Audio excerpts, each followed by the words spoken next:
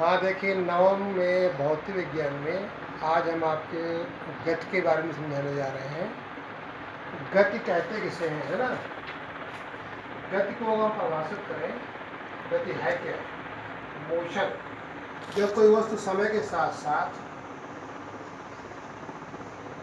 जब कोई वस्तु समय के साथ अपना स्थान बदलती है तो हम कहते हैं वस्तु गति अवस्था में है। ठीक है, ये गति की आपको साधारण परिभाषा हो गई। जब कोई वस्तु समय के साथ साथ अपना स्थान ही बदल देती है तो वस्तु गति अवस्था में कहलाती है। अच्छा, अब जो प्रकार होते हैं गति के प्रकार देखिए। गति के प्रकार, काइंड्स ऑफ मोशन। गति के प्रकार,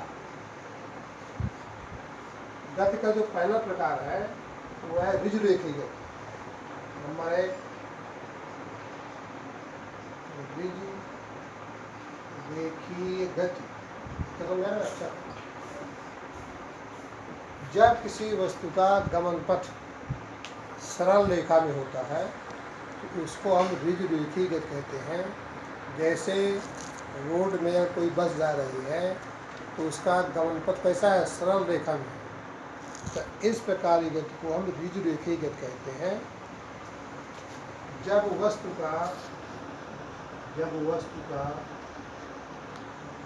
गमन पथ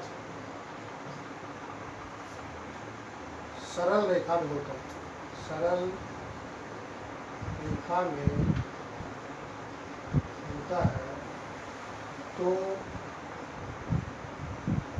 ऐसी गति को ऋजुरेखीय गति कहते हैं। रेखीय गति कहते हैं। इसका उदाहरण लें हम।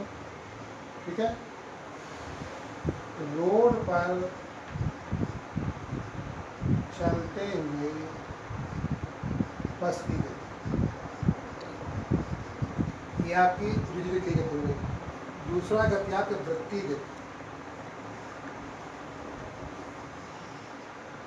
अब देखो, जो वृत्तीय गति होता है, जब वस्तु का गमन पथ वृत्ताकार होता है ना? जब वस्तु का गमन पथ वृत्ताकार है तो इस प्रकार की गति को हम वृत्तीय गति कहते हैं। जब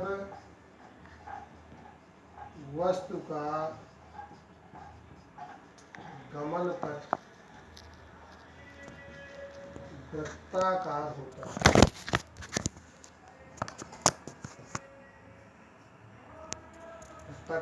है, तो इस प्रकार की गति को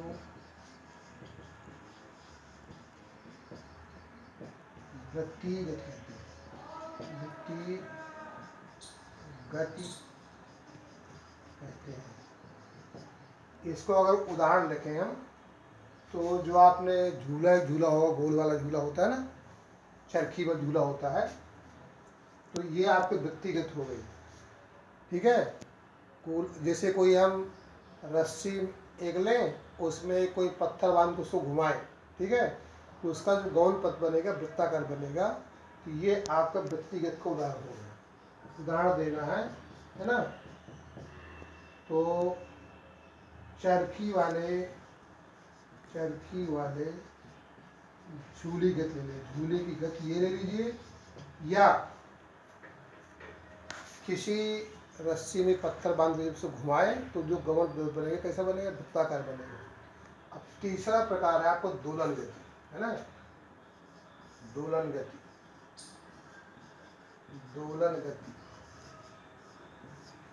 अब दोलन गति कहते किसे हैं? जब कोई वस्तु अपने मार्ग स्थित के इधर उधर गति करती है तो इस प्रकार की गति को दोलन गति कहते हैं। जैसे डाल पर पड़े हुए झूले की गति या दीवार घड़ी के पेंडुलम की गति। जैसे हम यहाँ ये मान लें दोनों गति दिखाएं, ये तुम्हारा पेंडुलम है ना, और ये जितना इधर जाएगा उतना इधर जाएगा ना, ये तो इसको हम कहते हैं दोलन गति। जब कोई वस्तु अपनी माध्य स्थिति के इधर उधर गति करती है तो इसको हम कहते हैं दोलन गति। दोलन गति में वस्तु का वेग माध्य स्थिति में अधिकतम होता है और किनारे पर न्यूनतम होता है। ठीक है, अब ये माध्य स्थिति की जो एक और दूरी होती है इसको आयाम कहते हैं। इसकी व्याख्या और आगे है, कई शब्द वर्ड है इसमें, आयाम है, विस्थापन है ना। तो ये गति के आपके प्रकार हो गए। एक होती है वक्र रेखी गति। क्या होती है? जब वस्तु का गमन पथ एक टेढ़ी मेढ़ी रेखा होता है ना, तो इसको हम वक्र रेखा ही कहते हैं। जब वस्तु का गमन पथ कैसा हो, एक वक्राकार मार्ग बनाता है, तो इस प्रकार के गति को वक्राकार गति कहते हैं। जैसे उदाहरण देना है तो डाल पर जो फूल लगा होगा, फूल में कोई भौरा अगर मंडराता है तो उसकी गति वक्राकार होती है। चौथा प्रकार में हम वक्राकार गति, वक्राकार गति है ना। इस वक्राकार गति में क्या होगा, वस्तु का जो गमन पथ है एक टेढ़ी मेढ़ी रेखा होता है, तो इस प्रकार की गति को वक्राकार गति कहते हैं। उदाहरण क्या दिया हमने, फूल पर मंडराते हुए भौरे की गति है ना। जब वस्तु का गमन पथ, जब वस्तु का गमन पथ टेढ़ी मेढ़ी रेखा में होता है, रेखा में होता है, तो इसे वक्राकार गति कहते हैं। आपको उदाहरण देना है तो फूल पर, उदाहरण देना है, फूल पर मंडराते भौरे की गति, भौरे की गति। ये आपके गति के प्रकार हो गए, वक्राकार गति, ठीक है, सरल गति, दिग्भेद गति, दोलन गति। अब आपके जो राशियाँ आती हैं वो राशियाँ दो प्रकार की होती हैं, अदिश राशियाँ और सदस्य। इसका थोड़ा ज्ञान करेंगे। राशियों के प्रकार है ना, सदस्य राशियाँ क्या हैं, अदिश राशियाँ क्या हैं। तो राशियों के प्रकार ले रहे हैं थोड़ी। राशियाँ दो प्रकार की होती हैं, दो प्रकार की होती हैं। पहला प्रकार क्या ले रहे हैं हम, सदिश राशि, सदिश राशि, वेक्टर क्वांटिटी। जिन राशियों को निरूपित करने के लिए परिमाण और दिशा दोनों की आवश्यकता होती है, तो ऐसे राशियों को हम सदिश राशि कहते हैं। ठीक है, जिन राशियों को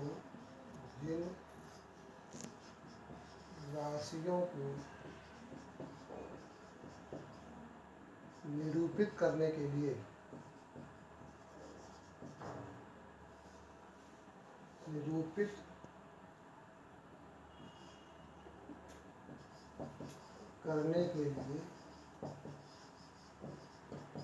परिमाण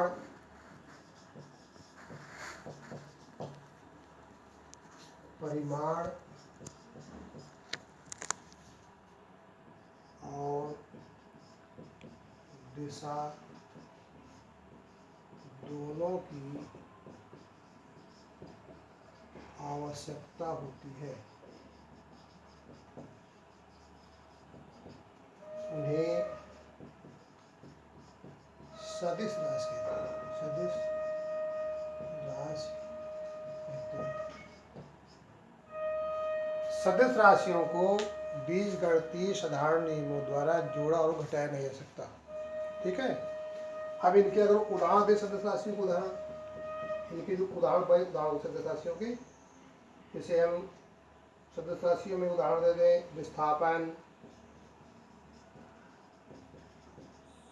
वेग, त्वरण, ठीक है,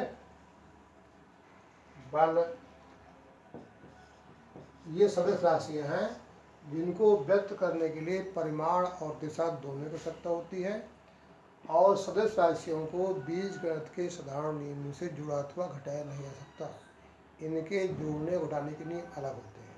ठीक है, जैसे हमारी कोई सदस्य राशि मतलब जोड़ना है, कोई व्यक्ति 3 किलोमीटर पहले गया पूरब की ओर, है ना, ये दिशा है ना, ये जैसे पूरब है इसको, है ना, पश्चिम उत्तर दक्षिण, 3 किलोमीटर पूरब की ओर गया।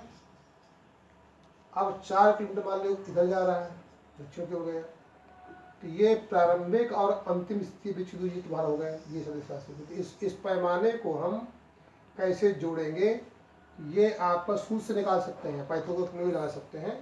तो ये जो निकलेगा, ये मान लो ए राशि है, ये मान लो बी राशि है, तो आर बराबर हो जाएगा √a² + b²। ठीक है, तो इस तरह भी निकाल सकते हैं।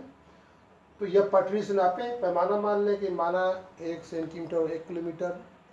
तो इस प्रकार सदस्य राशियों को जोड़ना है। जैसे एक मान लो ये गई राशि है ना, ये गया, फिर ये गया, फिर ये गया, तो अंतिम और प्रारंभिक बीच की पटरी से नापेंगे, इसको पटरी से दिशा से नाप के बताया गया है। जो अदिश राशियां हैं, अब देखिए सदस्य राशि समझ में आ गया। जिन राशियों को निरूपित करने के लिए परिमाण और दिशा दोनों को आवश्यकता होती है, उनको हम सदस्य राशि कहते हैं। उदाहरण दिया हमने, विस्थापन, वेग, त्वरण, बल, आम जो है अदिश राशियाँ, है ना। अदिश राशियों को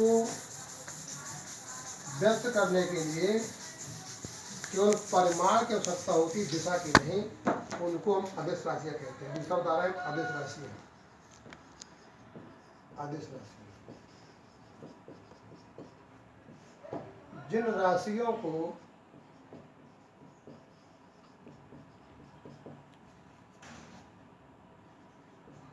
व्यक्त करने के लिए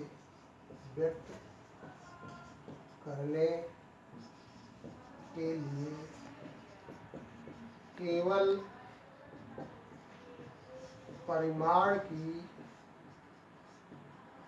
आवश्यकता होती है, दिशा की नहीं, दिशा की नहीं, उन्हें अदिश राशि कहते हैं। अदिश राशियों को बीजगणित के साधारण नियमों द्वारा जोड़ा अथवा घटाया जा सकता है। जैसे आपने 2 किलो चीनी ली, फिर 3 किलो चीनी ली, तो कुल मिला कितना हो गया, 3 और 2 5 किलो हो गया। तो इनको हम बीजगणित के साधारण नियमों द्वारा जोड़ सकते हैं, घटा सकते हैं। ठीक है, इनके अदिश राशि को उदाहरण लें, इनके उदाहरण हो जाएंगे दूरी, ठीक है, आयतन, द्रव्यमान, आयतन, द्रव्यमान, घनत्व, दाब, कार्य, ऊर्जा, घनत्व, दाब, कार्य, ऊर्जा। तो ये अदिश राशियों को उदाहरण है। तो आपको अदिश राशियाँ, सदिश राशियाँ बताई, और हमने आपको दूरी के प्रकार बताए। इनको आप समझिए, फिर इसका अगला वीडियो आपको भेजा जाएगा।